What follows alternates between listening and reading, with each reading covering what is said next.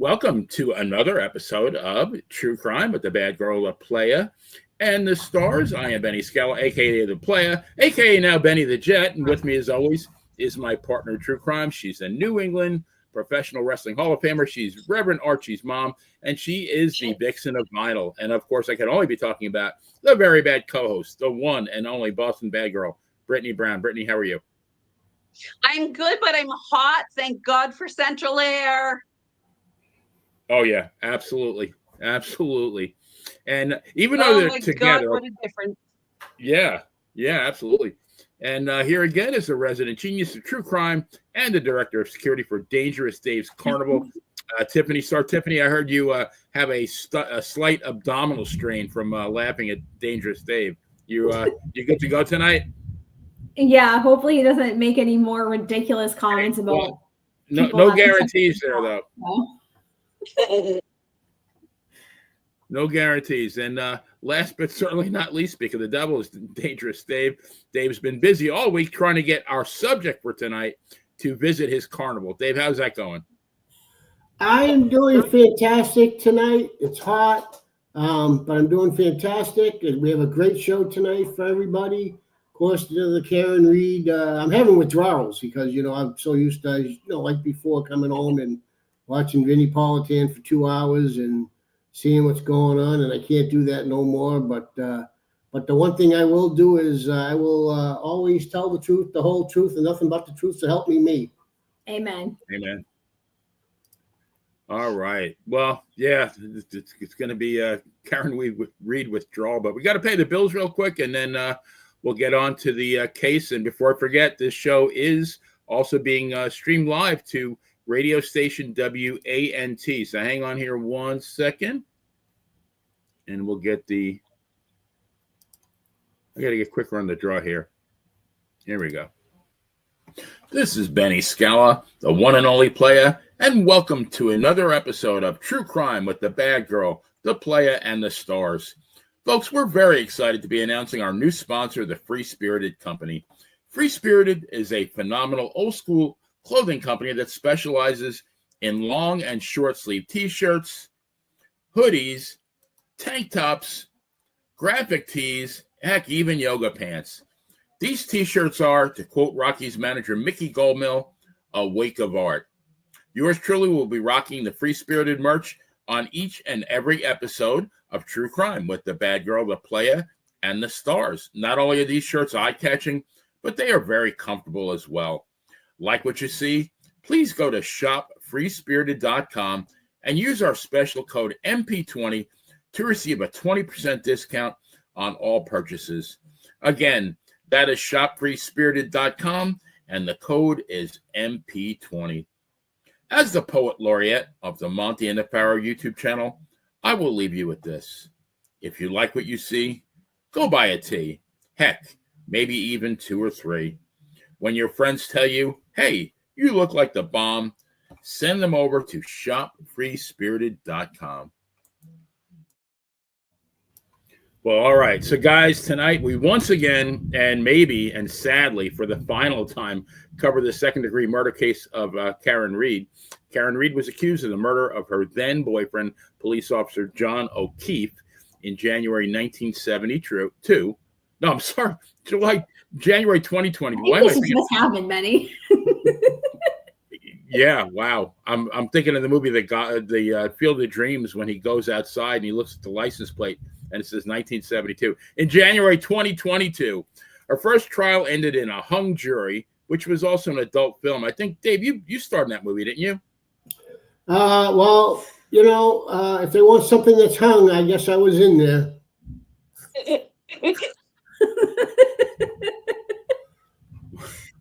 I just threw up. Oh no! Don't do that. No, we can't. We all need to be here for this. So her very controversial retrial ended with her being acquitted of all charges except for the DUI. Normally we script this, but not tonight. We don't. No script necessary. We're just going to go round robin with everyone sharing their thoughts. I'm going to show some pictures of the main characters of the case, and then we're going to tell you what we think. Brittany, you're going to go first, then Tiffany, then Dave, and then I will weigh in. Benny, did you see that Phil commented he was trying to get on? But he needs the link. Yeah, it's the link. Okay. Okay. I don't know how to text it to him though. I can email. It said no email not working, and that's the one way I can get it to him. Okay. Phil, give us a better email. Hi, Phil. I mean, Phil was actually front row, I think, the day before the verdict was read. I don't know if he was in the courtroom that day too, but yeah, we'll try to get you something, Phil. But let me, what I'm going to do is, so here is the defense attorney, Alan Jackson, and one by one, I want everybody to tell me what you think. Oh boy. Well, first, before I start, I want to let everybody know that Dave and I went on a double date the other night. Dave had Karen Reed as his date. And I had Brian Higgins as mine. Ooh, that's a tough one, Brittany. Sorry. I know. But I did it for a reason, because of the podcast. So, Dave, I think you might want to tell a little bit about what went on with the front yard incident, but that's up to you. Well, the thing is, I had a dream, just like Martin Luther King, except my dream involved Karen Reed. I don't know why I had this dream, but I had a dream that I actually went to the parents' house the next day, actually. Yeah. I had a dream. I went to the parents' house in Dighton, where I've been before. And in my dream, when I pulled up, Karen Reed and her parents were on the front yard. And when I got out, I introduced myself. I started making out with Karen Reed. And then I stopped and I said to her parents, "I'm sorry. I don't mean to do this." And they said, "Oh, no, it's perfectly all right. She likes you." So that's when I decided to start kissing her and putting my fingers through her hair. And that's about the time I woke up and said to myself, "What the hell is going on here, Dave?" You woke up back into reality, not La La Land. What the hell is going on? And that's when I went to the bathroom and started shaking my head and drained the lizard. And I couldn't believe what was going on. We just had to share that. So yeah. I think this attorney was extremely impressive. I think she could not have made a better call than the call that she made to this guy. Amen. Absolutely unbelievable that she thought to do it. I think it is awesome. He could not have done a better job. I am just so glad that this time everybody saw through the charade that was going on, which is the Commonwealth of Mass. That's my opinion on this guy. What about you, Tiffany? So do you want my opinion just on like everything or just Alan Jackson? No, just as we put the pictures up of each person, let me know what you think of them. So I think that she got extremely lucky to have Alan Jackson on her defense team. He is extremely smart. He's well spoken, and they really went through every piece of evidence with a fine-tooth comb and picked out everything. And there was a lot of evidence too. There's a lot going on in that case. So the fact that they were able to like find discrepancies with everything that the prosecution was saying, that was impressive to me, because I don't know how they even kept track of all the lies and the crap that was going on over on that side. So, but yeah, I think that she got really lucky to have him as part of her defense team. And I like him. And if I ever have to go to jail for anything, I hope he bails me out. I'm sure he ain't cheap. How about you, Dave? Well, first, let's not forget about the original lawyer, the first lawyer, David Evanetti. Did I say his name right? David Yannetti. David Yannetti. So he was the first lawyer. He's the first person she called when she walked into Stoughton, before she walked into Stoughton District Court when she got arrested, and he met her there. So she's very fortunate to have him. And then Alan Jackson came on board. She was extremely, extremely lucky to be able to put I mean, Turtle Boy had a lot to do with raising money for her. And she's just very lucky that she was able to somehow navigate her way with the money purposes. And they came on board. She was very, very lucky. And they did a great job. I don't know what's the lawyer that came on this one? I don't know how to say his name. Alex, is that his name? The new lawyer. Robert? The new lawyer that did the case this time around with them. Yoseti? I think what his name? Lacey? Yeah, Elise. Yeah. I thought he did a great job.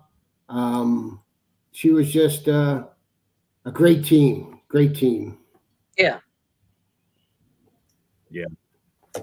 I agree. I got to read a quick comment from my sister. Hello to my amazing brother and the crew. Karen Reed, this is a good point. Karen Reed still faces wrongful death lawsuit filed by the O'Keefe family. So I guess it really isn't over yet. I guess we will have stuff to cover. But I think this guy was a rock star, is a rock star. I think he was amazing. I watched his entire closing argument today. I don't think I've ever seen anything like that. I mean, the guy literally cut an hour and 20-minute promo. And I mean, yes, of course he had notes, but man, oh man.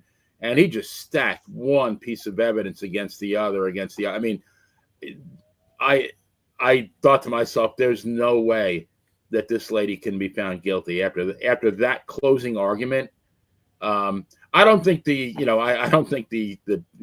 Boston Police Department, the what's the name of the town? Canton? Yes. Canton Police Department did themselves any favors. And Michael Proctor, I mean, I think he's the Mark Furman of this case. I really think that, maybe a different outcome if he had done his job properly. But yeah, this guy is going to be in demand. I don't think you're going to need him, Tiffany, but I think a lot of people probably will.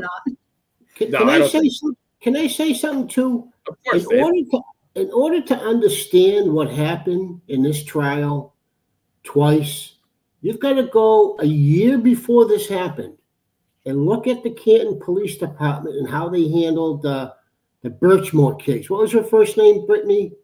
Sandra Birchmore. You got to go back and see how the Stoughton cop murdered this girl and hung her in the closet because he got her pregnant, and he was married and had a pregnant wife at home. And the Canton police were ahead of that investigation. And boy, what a shit show that was. And the Canton police put it down as a suicide. Yep. And then I believe the FBI came in because of her family and her friends saying and pushing it that she wouldn't commit suicide. They even have her the night she was murdered going out to pick up food that was delivered, coming back in with the camera, and then the cop who was a pretty big guy, looked 6'7", 6'8", came in and went on the elevator up to her place and then left. But to fully understand, I wish the people out there in the chat room and the podcast land learn about the Sandra Birchmore case, because then the Canton police and the Karen Reed case comes in to focus. And if it wasn't for the FBI coming in, and it was 30 to 40,000 emails between that Stoughton cop and Sandra Birchmore talking about her pregnancy and everything, and they still ruled it a suicide, those pieces of shit in Canton. So to understand what happened with Karen Reed, get yourself familiar with that case out there. Well, on top of that, the guy, and I wish I could remember his name, the one who looked at all the data on all the phones for the prosecution, I can't remember his name. He was the one who was also on that case looking at the cell phones for Sandra, and he could not find any text messages. He couldn't find anything between them. Oh, they never had any communication. They never spoke. And then come to find out there was 32,000 text messages between the cop and Sandra. So that also just goes to show what type of people the prosecution had in Karen Reed's case that literally had their heads up their asses, who didn't even know how to do their own damn job. Corruption. Yes. corruption. So It's clearly major cover-ups. Yes. I didn't mean to Major get off topic cover-ups. there. So for people to think like, oh, there's no way that all these people were in a conspiracy to frame Karen Read. Well, guess what? Yep. Think again, because they did it on another case too. So Yeah, I didn't mean to get off topic there, but to understand it, go familiarize yourself with the Sandra Birchmore case. Yeah, no, it's a very good point, Dave. Very good point. In fact, I think we should do that in a couple of weeks. I know we have one planned for next week, but the week after. Sure. That sounds very interesting. I definitely want to cover that one. Yeah. But here's some food for thought. And, it's 2025, not 1972 like I thought it was before. But, what happened before body cams, before DNA, before cell phones and internet? You got to really wonder, what the hell did the cops get away with back in the day when there weren't all these technological advances where, at least you have a chance of figuring out what happened. right. And before we shit on the cops, there's a lot of great cops. There's a lot of great. There is, yeah. There's a lot. I mean, of course, there's a lot of great everything. There's a lot of great doctors, but there's crooked doctors. A lot of great teachers. The problem is, these are the ones that get publicized, and they put a blemish on the rest of the profession. Yeah. Right. Yeah, unfortunately. It's very sad. And then I also actually just wanted to make another point before we move on. I'm sorry. I wanted to make a comment about what your sister, about Joy. That's your sister, right? Yes. Yeah. So I went through like a deep dive on Turtle Boy, and I was looking at like a lot of his videos, and he has a lot of good information out there. So in regards to the civil suit, now, I mean, I don't know how true this is because obviously I don't know the law, but essentially what Turtle Boy was saying was that the O'Keefe family pretty much screwed the Alberts over with this civil case because C.F. McCarthy's and the Waterfall are being sued by the O'Keefe family as well. So I guess because of that, they're going to have their own insurance companies and all that go in and do an extensive look at everything that really happened because they're suing them for over serving, I guess, the alcohol to everybody that night. But I guess they're going to end up doing so civil court does not provide the same legal protections as criminal court for the witnesses. So they'll be deposed by the Waterfalls Insurance Company attorneys who will have unlimited resources. And then Karen Read will be able to stay her case because she has Fifth Amendment rights as a criminal defendant now. And the bars will go first, and they're going to do all the heavy lifting pretty much for Karen Read at that point. And then there's going to be discovery that Karen couldn't get in criminal court that they'll be able to do in civil court. And all the witnesses will run the risk of getting caught by altering their ever-changing stories. So essentially, they could all pretty much be screwed over from that civil case. Nice. That'd be great. Yeah. That should be very. And they won't budge, the O'Keefe family. They will not budge. This piece of crap. They will not budge off their thoughts that Karen Read did it. They will not. Two juries, 24 people or whatever, found not probable cause. The medical examiner told you that it was not consistent with a car accident, but they will not budge from their thoughts. No. Right. I purposely try to find the worst possible picture of this lady. So, Brittany, what do you think of her? Judge Gavoni or Canoni? I think she should be relieved of her duties immediately. I think the fact that she did not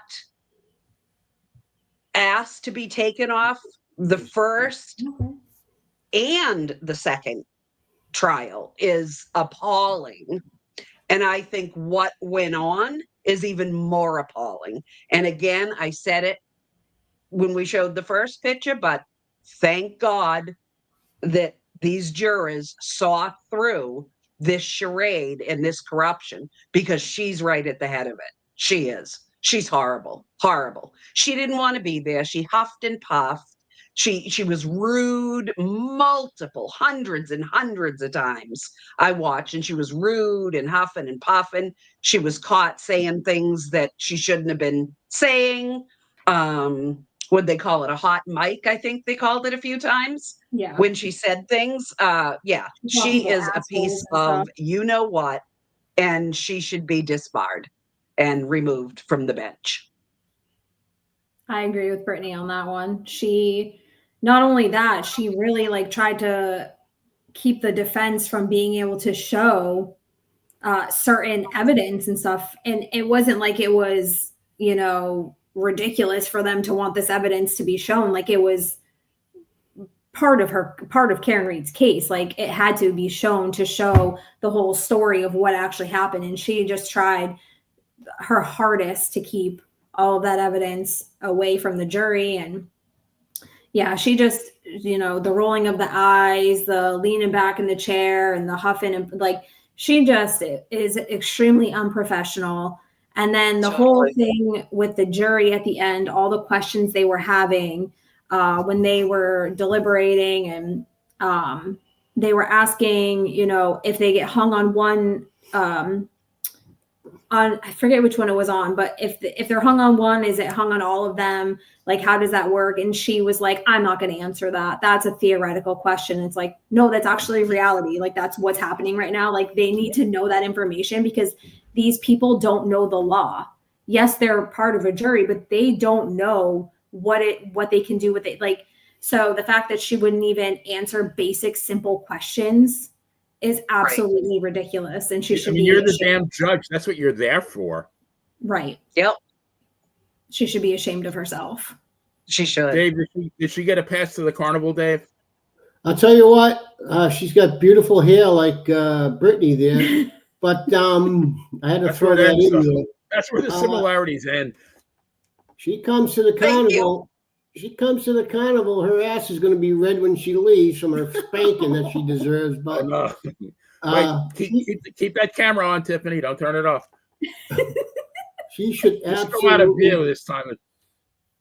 She should absolutely be censored by the judicial system and Dave's carnival. She should, her action. Did you see her? I mean, if you go on YouTube, they have the thing called microdots, and they go through stuff with you. She's in there doing this to, to Brennan, sending signals. She got caught sending signals. They're not going to take her pension away, but she definitely should be taken off the bench and be retired. Here's your pension. See you later. You're a disgrace. I mean, all the times that she would not let the defense team, like she overruled them. And then there was the prosecution. No, she didn't overrule them. And that was another thing, how they got her off with. I mean, not only did they have to find her, represent her, they also had a judge that was totally biased, Totally. Let me ask you guys a question. And by the way, Dave, your other daughter, Tori, said she just threw up. So one's laughing and one's puking. But after the first trial, and if anybody in the chat room knows this, please, I'd be very anxious to hear. Couldn't they have requested a different judge? The defense, meaning. They did that. They requested a different judge the first trial. Yep. And they asked her to be, what's the word, recuse herself? Recused? Recused. Recuse herself, yeah. And she refused to do that. So they did ask for and they can't appeal that. Again, that's Bill's team is up 13-0. That's good. But yeah, so it's totally up to her then if she recuses herself. And you would have thought after the first trial, I would have thought, I mean, if I was her, I would have gladly stepped aside. But this lady's got an ego, I guess. Yeah, she sucks. Well, she's part of the corruption. She's part of that group. I mean, they all did this, and with her at the helm, it was a team. It was a team. She should have been sitting at that interview that the McCabe's and those other people were at. Oh yeah, on that show.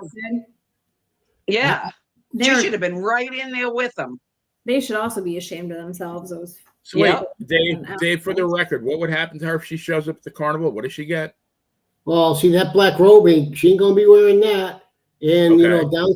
down come the Grundys, and over my knee she goes, and you know what? All right, Spanking please. time, bad spanking, Please. bad spanking time. So she cries out, "I've had enough." All right, this guy, he's going to raise for sure. So, all right, Brittany, what's your opinion on Mr. Proctor here? he deserved to be fired. I can't believe he's trying to get his job back. Yeah, I know. If he gets his job back, that is, I think it's going to be a public outrage and uproar. If he can't does. imagine. I can't believe that. I just can't, that he has the nerve to try to get his job back after all of this. What did he do? Wait until there was a verdict and now go, okay, so now I'm going to file to get my job back. And I think his boss should be let go too. He started this whole thing. I 100% believe that he had the tail light planted with the clothes. Oh, absolutely. And he did that. I believe he absolutely 100% did that, and more. Yep. Is that the Bukaki guy? I mean, his name is something like that, right? Yuri something. Yeah. Yeah. That guy should be fired too. There's absolutely no way this guy gets any police job back anywhere in this country. Maybe in like absolutely Sweden not. But no way. Nope. Yeah. The minute he got hired, that wouldn't happen. I agree with Brittany. I can't believe he's even trying to get his job back. Like there's no way. If he got his job back, how do you even trust his work and know that what he's doing with integrity, and he's doing it to the best of his ability? And even if he got his job back, I just don't see how. And there's like 11 other cases or something they were saying that now they have to re-look at that he was a part of.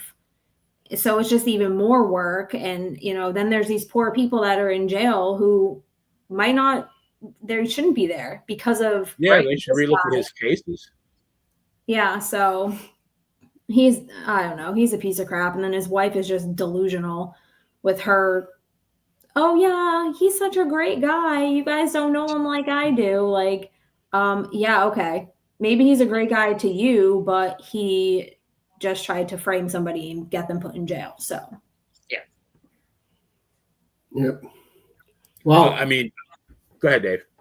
I'll tell you, never say never in the Commonwealth of Massachusetts when it comes to the when it comes to getting your job back, being on the state police, because if he's got a good lawyer, you know what good lawyers can do. I don't think he's going to get his job back, but it ain't over till the fat lady sings.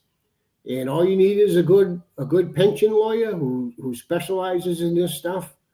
And you never know about the corruption behind the pension doors. And maybe to us, he won't get his job back, but you never know. But he's for him to get on an interview and say that he wouldn't change a thing. This is what he said. He would That was horrible. 2 interviews. He would not change a thing if he had to do it all over again. You're a fucking retard. You know Don't that? say that word.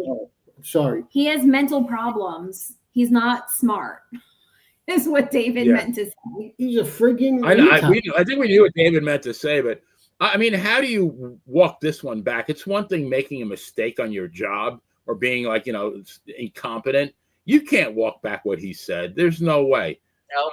I mean, it's too damning. I don't know how the other guy's got his job, Yuri. Like, how do you have a job? You were his supervisor. And this guy actually said in the second trial on the stand, I gave him good reviews and he was great, and I wouldn't change. He also said I wouldn't change anything. I'd give him the same reviews again. Yep. Well, I mean, typically when there's corruption, it's not just one person. I mean, it's like a whole chain of people. So you wonder how far up did it go?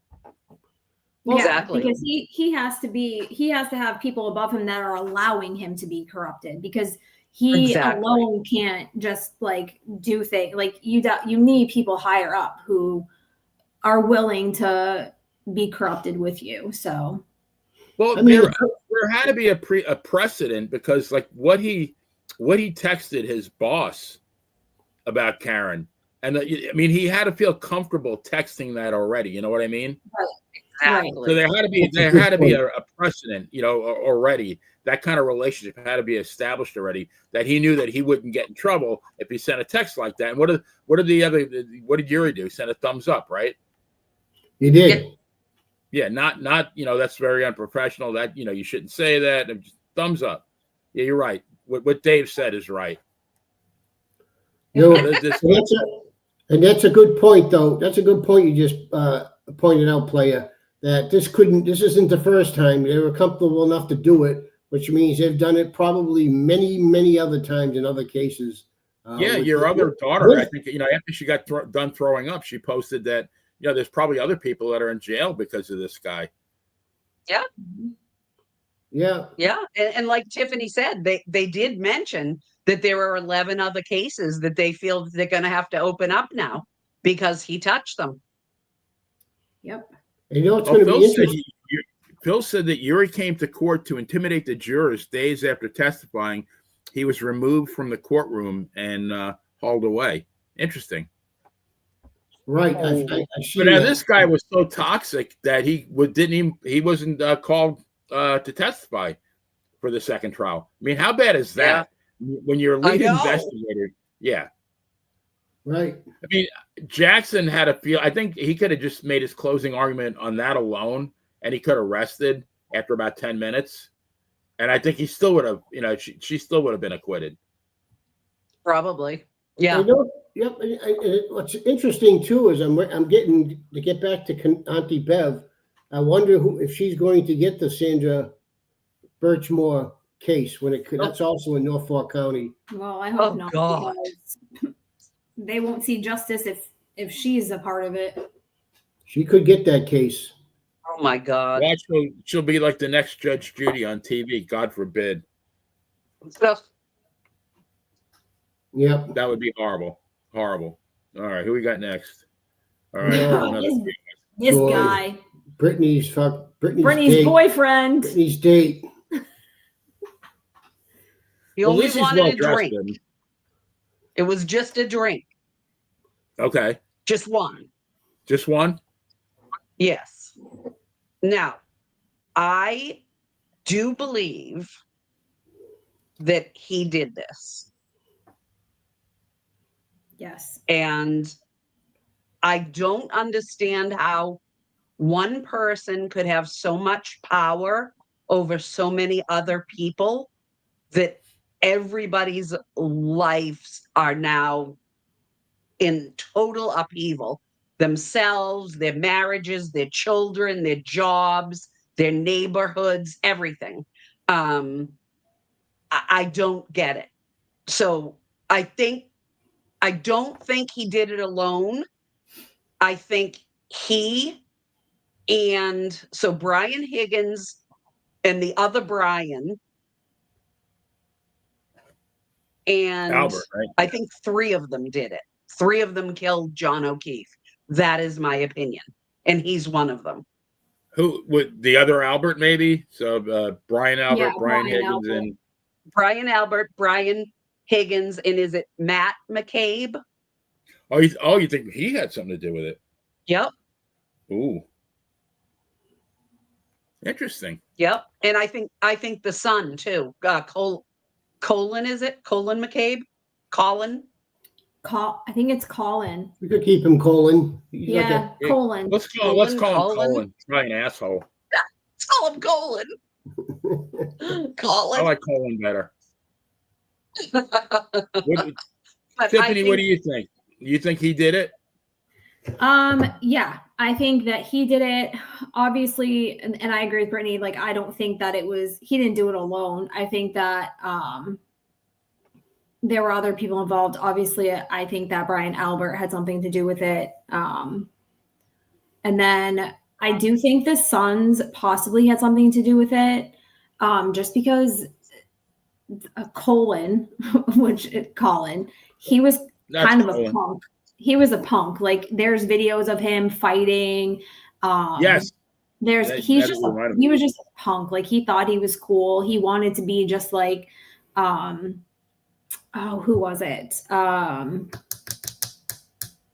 Who's Brian Albert's son? Is it the kid that owns the pizza place? The one that lived next to John O'Keefe, who gave John O'Keefe a hard time. I think that was Colin, wasn't it? Was it? Yeah. Okay. I think it was, yes. Yeah. Yeah. Colin. Either way. I thought it was. I just feel like I really wish that the cops had gone into the house that night and actually did their job, because it would answer every single question that everybody has about what the hell happened.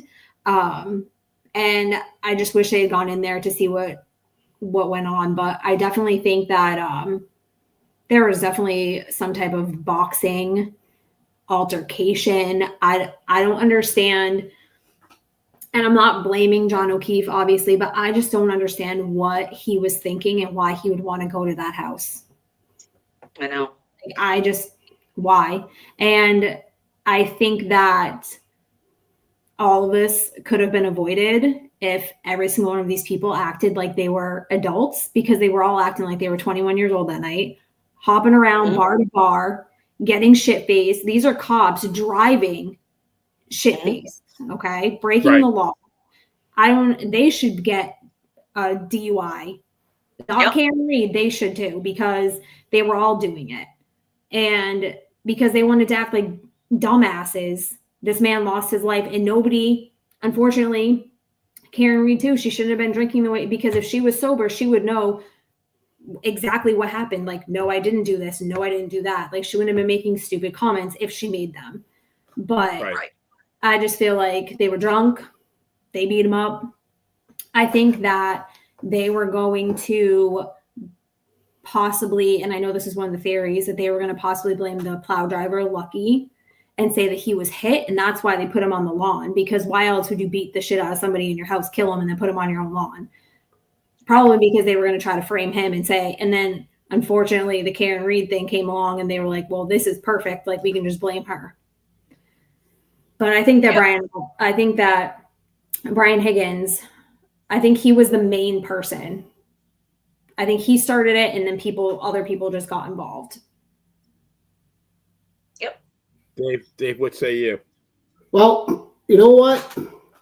The best thing we can have in society is cameras, because cameras don't lie. And the cameras that night at the Waterfall Bar and Grill, they don't lie. You saw it agitated. And you know what? You don't know what else they were doing. Were they doing coke? You don't know what they were doing. I mean, probably. They were drinking, but who knows? Were they doing coke together that night? Him and you don't know. But anyways, it was clear on the cameras that Brian Higgins was clearly agitated.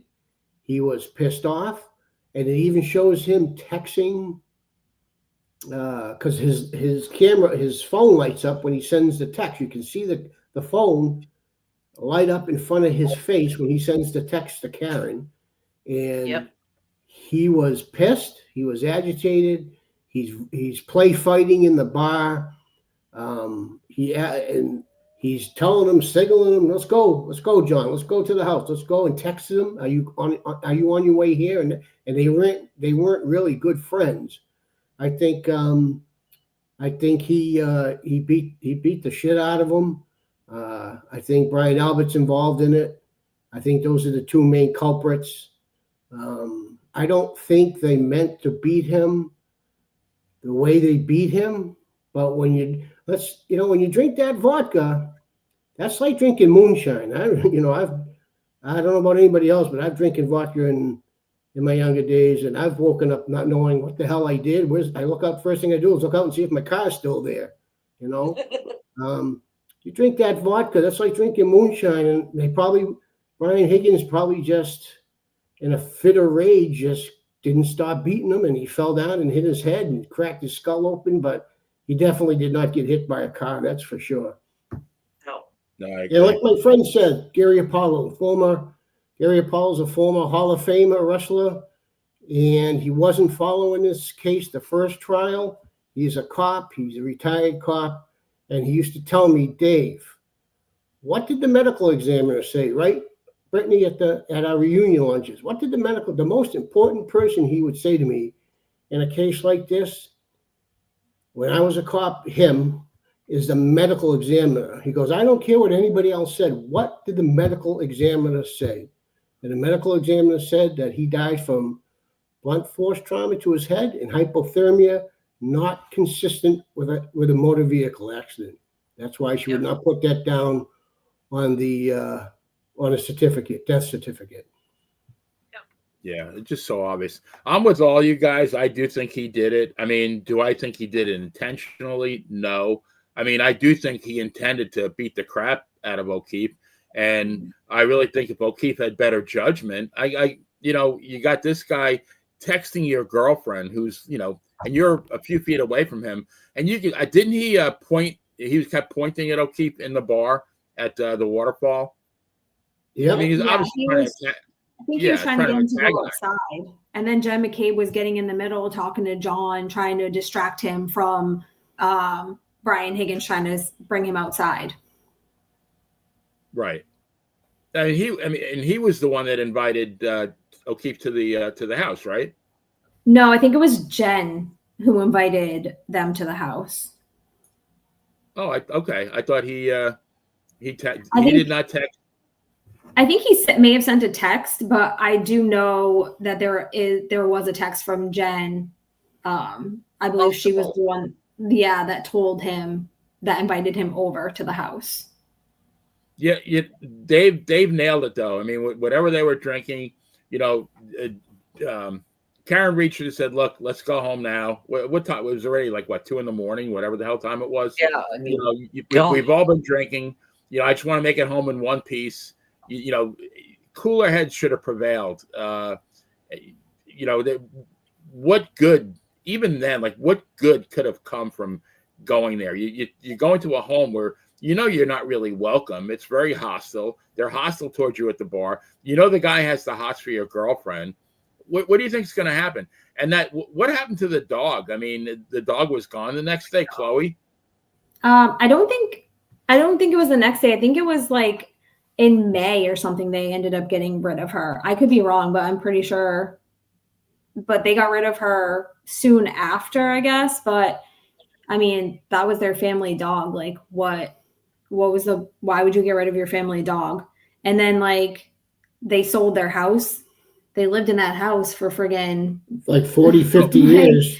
And didn't they tear the carpet up and stuff too? They did stuff to the house before they moved. They redid the basement. Yeah. Why? The whole thing is very suspicious. And filled in the pool with cement.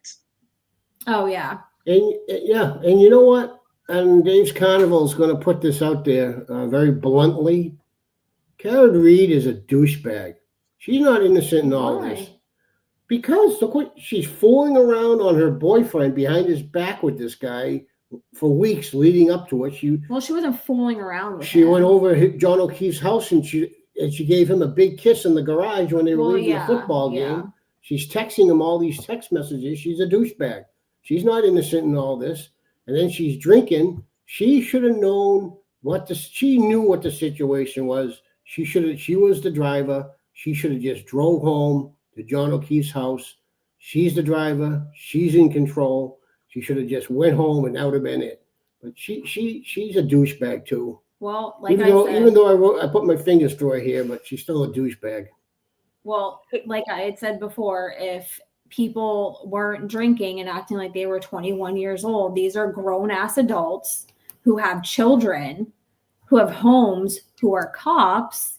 Yeah, by the way, they're cops too. Yeah. Yeah, and they're conducting themselves like that. Like they're all fucking idiots. Honestly, Yeah. they all are. And Of the law. I'm happy that Karen Reed didn't go to jail because I don't think that she deserved to. But she's a fucking idiot too. Yeah. Sorry. Like, yeah. Somebody in the chat room named Dave's Channel 227 AM happened said that Albert sold his house for $50K under market value. Interesting. Yep. Just wanted to get rid of it, I guess. Absolutely. Quick. First offer. Boom.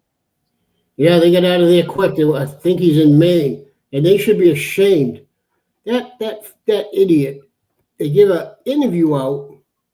They give an interview out the next day, and he says, "Well, what am I going to go outside, Albert? What am I going to go outside for? I'm a Canton police officer. I mean, I'm a Boston police officer, not a Canton police officer."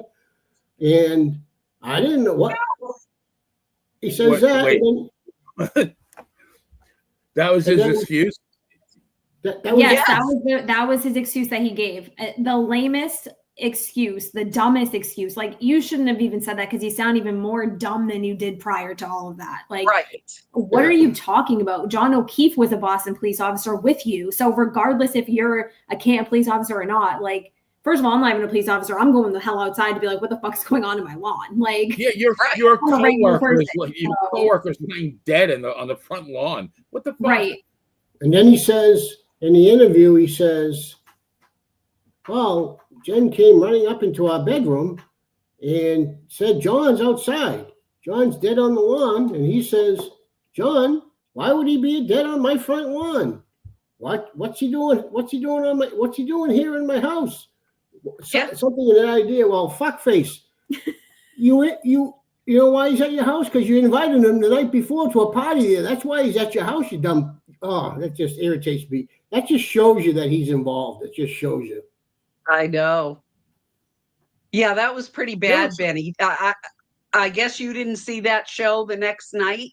I don't know whether it was Dateline or one of those, but yeah, when they all sat around, they zoomed right in on his face. And that's what he said. "Well, I'm not a Canton police officer. I'm a Boston police officer. That's why I didn't go out there." That makes a world of difference, right? Like, yeah, idiot. And what's weird about that interview too, if you notice, is every time they said something, they all looked at each other before they made their statement. And after they made their statement, if you notice that. Like, in other words, for approval with each other. Like, did I say the right thing? Is that what I was supposed to say? Like, should I say something else? Like, yeah. Well, they spent some time getting their story straight with each other. They had to. Well, I mean, they did for the trial. They sure did. Absolutely. Yeah. This, as my daughter mentioned this earlier, this next phase, the civil trial, this could be more interesting than the criminal trial because more stuff could be coming out. Yeah, this could be more interesting than the criminal trial. I mean, I don't know about civil cases. Like, I don't know how all of that stuff works. I'm just going off of what I said, Turtle Boy said, and it makes sense to me what he said, that if they're suing the bars are obviously not going to want to give out millions of dollars. So they are going to have their insurance companies do a very thorough investigation and go into stuff that I guess wasn't allowed at the trial. And so I don't know, hopefully some stuff comes out. I don't know. This could backfire on the police. It could backfire on the Alberts if exactly. Mm-hmm. Exactly. Being in insurance, I can tell you, it doesn't matter what the restaurants want. Relax. It doesn't matter whether they want their insurance company to pay out or not. The investigation's going to be done. And if they are in the wrong, the insurance company will pay out. That it's liquor liability, and that's what they're suing for. The restaurants. That's why they have the coverage. But Did an overserved person break the law because they were a bartender at that restaurant? Like, this is not a DUI where you can sue, the parents of a 17-year-old that got served who shouldn't have got served is going to get money there. Right. Or if you have bartenders that aren't tip certified, they have to be tip certified in Massachusetts. If they hired someone that is not tip certified, that's also a problem. But you went to somebody's house. How now are these two restaurants involved? It didn't happen at the restaurants. Right. There was nothing. Yeah. I mean, they didn't get into a fight at the restaurant. I mean, if he had gotten killed at the restaurant, yeah, a whole different story. But there's two restaurants involved. So they can't really say they were overserved. I mean, they drank maybe 4 drinks at one, and that's not overserving.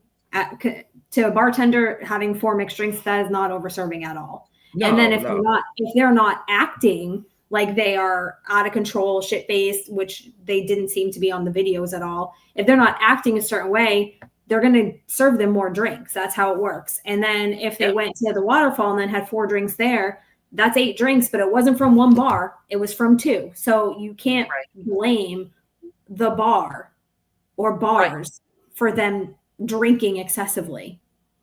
Exactly. Should be interesting. Definitely should be interesting. It should. Now the one on the left is McCabe. I couldn't tell. I wasn't sure. Thank you for clarifying. Yeah. Like the lawyer said on My Cousin Vinny, identical. I feel like she is the one that came up with the blame it on the girl theory. I believe when she looked out and she saw Karen Reed tap somebody's car, that's when she came up with the idea. It was like a light bulb. I got it. Blame it on Karen Reed. Even though everybody else is trying to say that Proctor had them come up with it, or one of the other Higgins said to do it, or Brian Albert said to do it. I believe it was her idea and they ran with it. I think she's a horrible human being. Whatever's happening to her right now, oh well, no sympathy here. Yeah, I agree with Brittany that I think that it was Jen who came up with it, but I think it was her coming up with it when Karen So there's dispute about whether Karen made these comments. She's saying she made the comments, but she made them in more of a question form. Did I hit him? Could I have hit him? I think that when those comments were made, that's where the light bulb went off in Jen's head and was like, wait a second. Yeah, this lady's thinking that's wrong and she doesn't know. We could say it was her because she has no idea if she did or not. Again, if she was sober in the right state of mind, she wouldn't have made those comments because she would know for a fact that she didn't hit him. Right. But I think with her being so frantic, and then, I mean, she was obviously drunk making those comments, it was like the perfect for Jen to be like, oh yeah, let's just blame it on her. But then this asshole lies to the court and says, I hit him. And you know that she never said that. No, it was more like question, like, did I hit him? Could I have hit him? And my explanation for that is it's because she couldn't think of a logical reason why John O'Keefe would be dead on Brian Albert's lawn. She's trying to make sense of what the hell is going on. Why is he down the lawn? Like, did I hit him? Like, what? Like, that doesn't make any sense. It wasn't a confession of I hit him. It was like, did I hit him? Like, what the hell is going on here? Because it doesn't make sense. Why would he be dead on somebody's lawn that is like that? Didn't she say in the first trial? I thought she said that Karen said, I hit him, because I just remember her saying that's what Jen is saying that she said. But that's not the way that's not what she said, of course, but that's what McCabe said that she said. Yes. Oh yeah. She was adamant that she said that 3 times. But nobody else heard her say this. Right. Not. No, none of the paramedics or anybody else, or that other girl that was there, I guess. Thank God for Lucky. Thank God for Lucky. Did she get a pass to the carnival? I'll tell you what, she comes in the carnival. You know what her punishment is going to involve? Handcuffs.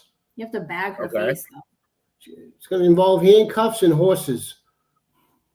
Oh, okay. But you know what? Thank God for Lucky, the plow driver, because with his testimony, to seeing that Ford Edge out front at, what it was at 3 or 3:30, he saw it. I mean, why would he lie? They might have tried to set him up. Then it went to Karen Reed. You know, thank God for his testimony. Him and Barrows, the police officer from Dighton. Yep. You know. Yeah, she did not come off very well. Does she have health issues, Brittany? You mentioned something about Keep it off. Her? Not that I know of. Oh, I thought you said whatever. I got the impression that maybe she had some health issues. No. Well, besides being ugly and being a liar, she's very unattractive on the outside and the inside. Yeah. I guess if mentally insane is a health issue, then yes, she has health issues. Right. Yeah, she just did not. I mean, in both trials, she did not give off a good look at all. No, I agree. All right. Hold on. Can you wait? So Karen Reed, I feel horrible about what she's gone through. I agree with what Tiffany said earlier, that, you know, they're 45 years old, whatever, 45 now. Some of them are 50, 52. Act your age, grow up. But you know what? They were out trying to have a good time, drinking to excess. If you want to go out and drink, call an Uber. It's so easy now. There is absolutely no excuse why anybody should be driving drunk anymore. There just isn't, especially cops and their wives and girlfriends. The phone is right here. Pick it up and call Uber or Lyft. It's got a damn app that can be at your house in 7 minutes. Yeah. You press something. Next thing you see Ronald will be at your house at 8:03 p.m. Like, come on. Yeah. I mean, I go to the garage down the street that's a few miles away to drop my car off. I go there, I press one button, and within 15 minutes, there's a car to take me home. Absolutely. So, I mean, come on. There's absolutely no excuse for it. I feel horrible about what she's been put through. I think all those people are horrible that did this. The Bryans, the Alberts, the McCabe's, the Higgins, all those people. I think they're horrible. May they burn in hell for what they've done to this poor girl. I do feel bad. But Karen, call an Uber. Hopefully she learned her lesson. So I think so. With that being said, Is there anybody else? Are we talking about anybody else after Karen? I think no, that's it. All right. The Sea of Pink. I think Phil's still out there. And Phil said that Jen McCabe has said that she has MS, which, I mean, that's horrible. But she does, yeah. Oh, yeah. Is she the one that has MS? Yeah, it's Jen. Oh, yeah. okay. I mean, I did hear somebody. I still don't like her. You know. So yeah. So with that being said, to everyone out there, a True Crime Podcast family, tomorrow is a very special day. That's right. Tomorrow is a very special day. It's the player's birthday. So, in celebration of the player's birthday, we have a piece of cake here, and we're going to sing "Happy Birthday" to the player. Oh, look at that! Oh my God! I couldn't get one of the candles to light though. So here we go. Let's sing "Happy Birthday" to the player. Happy birthday to you. Happy birthday to you. Happy Birthday, dear dear player. player. Happy birthday to you. To you. All right, I'll blow Wait a it up. minute. Yeah. Thank you. Thank you very much. We won't be eating this piece of cake because my father left this in the bus for several hours while we went grocery shopping. Can you stop moving that? So we won't be eating this piece of cake because it's all dilapidated. Happy birthday. Thank you very much. That was a nice surprise. Yeah, this is a landmark for us. I'm sorry. I'm enjoying. I have 3 hours and 59 minutes left before I hit a certain age, which I'm not really looking forward to. But 21. what are you gonna do? What's that? 21, Benny. 21. Yeah. 21 times 3 plus 21 times 3 plus 7. But who's counting, right? But you know what? Really, I will say this though. I mean, they say you're as old as you feel, and of course, I'm not the same I was as when I was 31. But I think for my age, I'm in pretty damn good shape. I still got my hair, obviously. I got most of my brain, except when I think it's 1972, which is very rare. That was a good year, though. It was my senior year in high school. Maybe that's why I was thinking of it. But I keep myself. I am more busy now than I've ever been in my entire life, and I really feel like that's when you talk to people about how do you age gracefully. The people I've spoken with all said that that they keep themselves busy. So I mean, that's what I'm doing. My twice a day to the gym, my 2 jobs, my 5 podcasts. Even though I forget to send links out once in a while, but it's very real. 1972 Tricky Dick opening up China. Thank you, J.O., for that info. And your birthday's on Taco Tuesday. I know. Yeah. Yep. Well, I don't know if Grandma Sally's has tacos. I bet they do.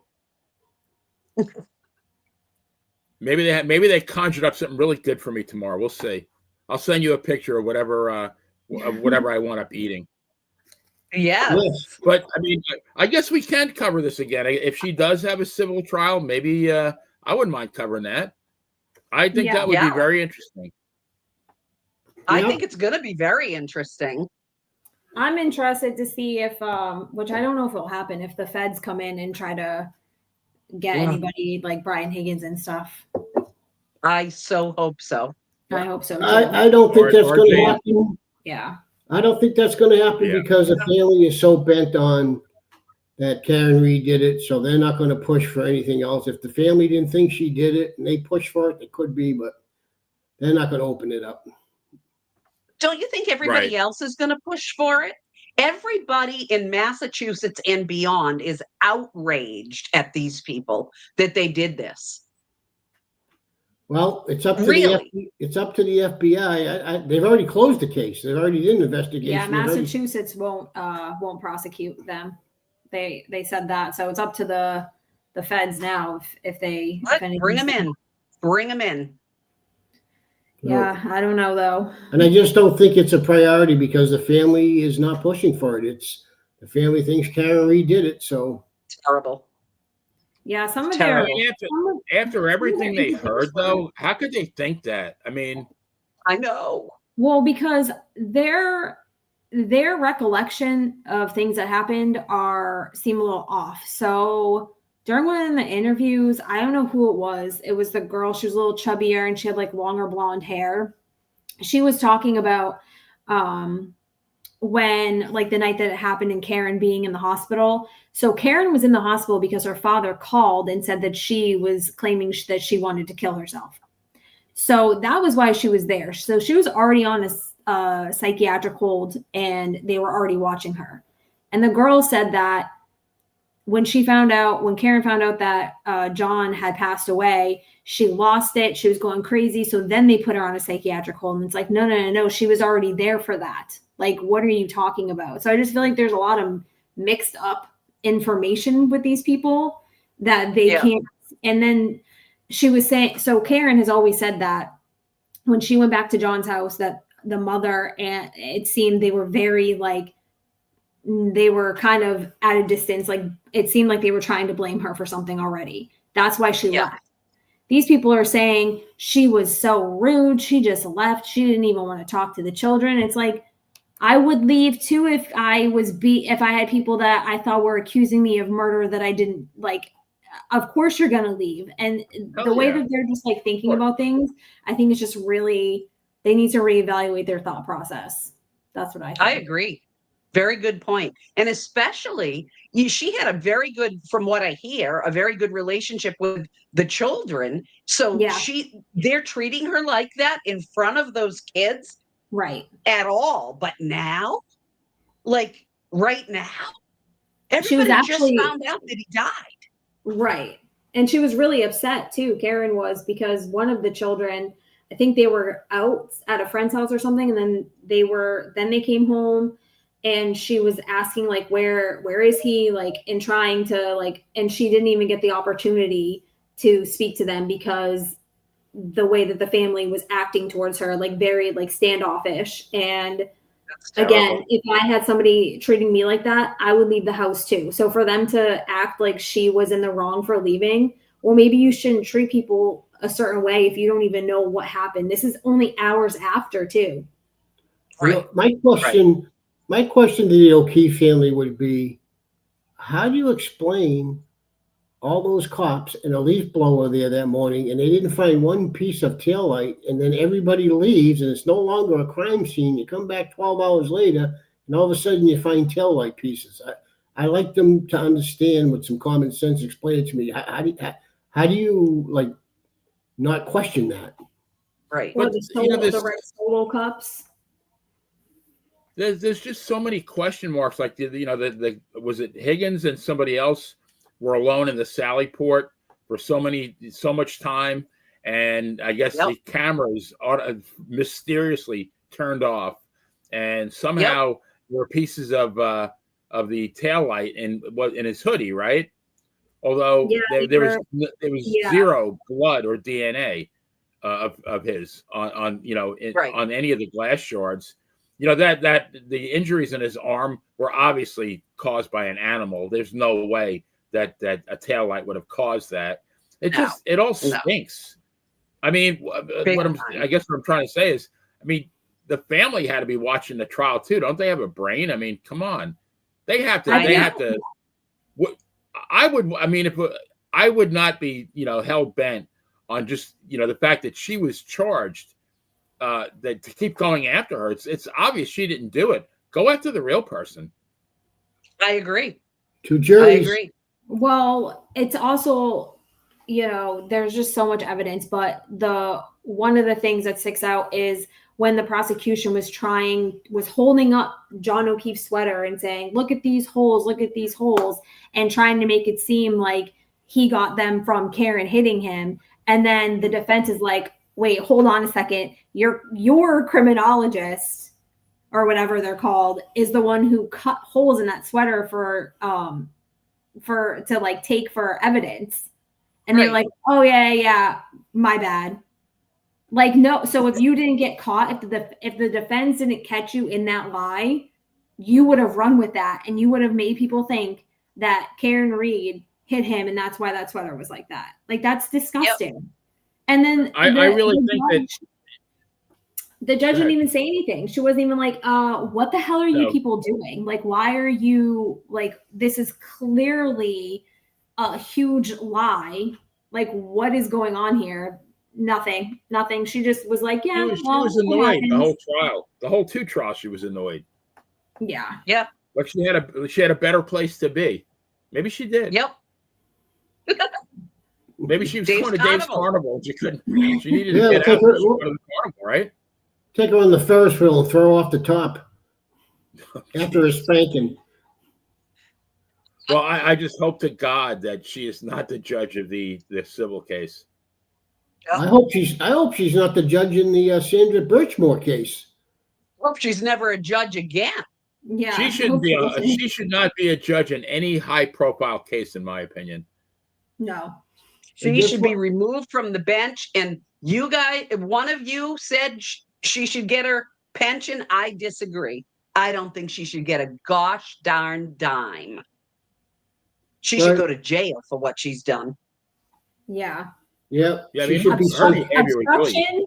Obstruction of justice. That's what she should go to jail for. Yep. But to let everybody know, next week, Tori Starr will be back here. We're going to do, Benny, you want to tell everyone what we're doing next week? We're going to cover the, I guess he's called the Gilgo Beach Killer. And Tiffany, how do you pronounce his name? Because I always mess it up. Rex Heuermann. Heuermann, that's it. We'll Big be doing giant that next monk. week. He was an architect, wasn't he? I believe. Very successful man. The last person you think that would be guilty of doing something like that. And I was telling everybody backstage that his house was about 2 miles from where I grew up. Very scary that you got people that close that you have no idea. Well, he looks creepy. I'm going to say that right now. That's not a guy that I would only talk to because he looks like a creep. Yeah. He doesn't look great. We'll be coming live from Connecticut next week because we're all going on vacation. So me, Tiffany, and Tori Starr will be coming live from Connecticut. I'll be swimming all week like a dolphin. They have nicknamed me the Dolphin. I swim like a dolphin in the water. I'm very agile. He nicknamed himself the Dolphin, by the way. So, Dolphin Dave? We'll be swimming and eating all next Dangerous week. Dave Dolphin. I like that. Dangerous Dave Dolphin. Right? Triple D, Dangerous Dave Dolphin. You know, I want to say hi to Mrs. P and hi to Denise, which is Mrs. P 2.0. P 2.0. P 2.0. We need to get like a sign. Each have a sign that says P on it. Just Yeah, Mrs. P. A And P then sign. P 2.0. Right. Yep. Well, hello, Mrs. P and 2.0 P. But guys, let's put a bow on this. It's time to watch Monday Night Raw. I think we probably missed the first boring promo, but another episode in the books. We're gonna miss covering Karen Reed, but I don't think we're quite done with her. But want to say thank you to everyone in the live chat. We had a really lively chat group, and a lot of people hung with us for the whole hour and 12 minutes. So for that, we say thank you. Thank you for the birthday wishes. Yes. And if you haven't already done so, please make sure that you subscribe to the Monty and the Power YouTube channel so you don't miss any episodes. Please do not forget to join yours truly and Dan Sebastiano tomorrow night at 7 o'clock for Dan and Benny in the Ring. Then on Wednesday night at 7, again for When It Was Real with the great Nikita Brezhnikov. All three of these shows are also live streamed on Want Radio, as long as I remember to press the right buttons. And do not forget to check out The Bad Girl every Saturday from 1 to 5 p.m. Eastern Time on Funland Radio. She's spinning the oldies as only she can. And then you can find me on Want Radio most Sunday afternoons at 3 p.m. for Benny the Jet and the Jet Set. This week I'm going to the ballpark on Sunday, so I'll be doing it Friday at 3 p.m. But I've included links for both in the description. So for the Bad Girl, Brittany Brown, the Genius, Tiffany Starr, and Dangerous Dave Dolphin, the Carnival Man. This is the one and only player telling everyone to stay safe, and we will see you next crime. Good night, folks. Bye. Good night. bye, everyone. Happy birthday, Benny. Happy birthday. Happy birthday.